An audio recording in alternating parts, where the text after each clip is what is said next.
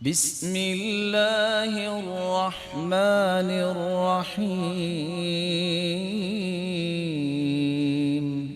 حدیث میں آتا ہے اللہ کے رسول نے پناہ مانگی ہے، اللہ میں ایسے نفس سے پناہ مانگتا ہوں من نفس لا تشبع، جو کبھی سیر نہیں ہوتا، جو بھی کچھ مل جائے کہتا ہے بس گزارا ہی چل رہا ہے، شکر کرو یہ چل تو رہا ہے نا، کھڑا تو نہیں ہوا یہ گزارا بیچارہ۔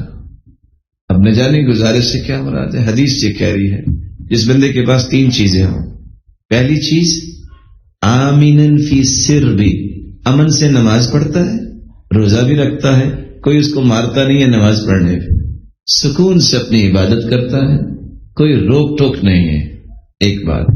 معافی فی جسدی، اور اس کے جسم میں کوئی ایسی بیماری نہیں ہے جو اسے بالکل فارغ کر دیتی ہے، کوئی کام نہیں کر سکتا۔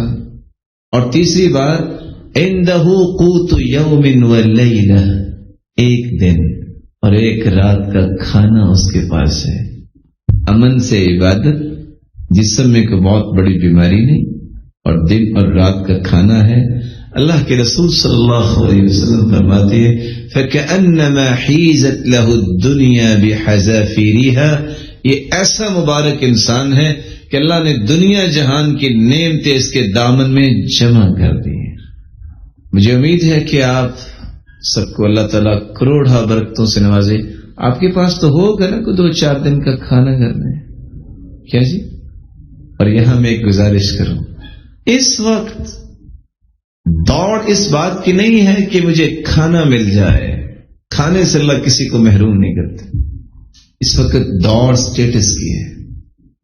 کھانا تو اللہ حضور جلال نے جب وعدہ کر لیا ہے تو رب کے وعدے تو سچے ہیں، انہ کان وعدہ مأتیا، اور قرآن مجید میں اللہ حضور جلال فرماتے ہیں وما من دابۃ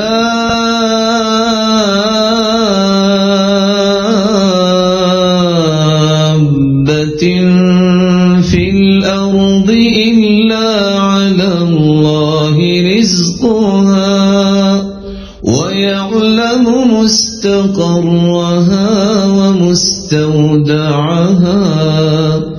كُلٌّ فِي كِتَابٍ مُبِينٍ۔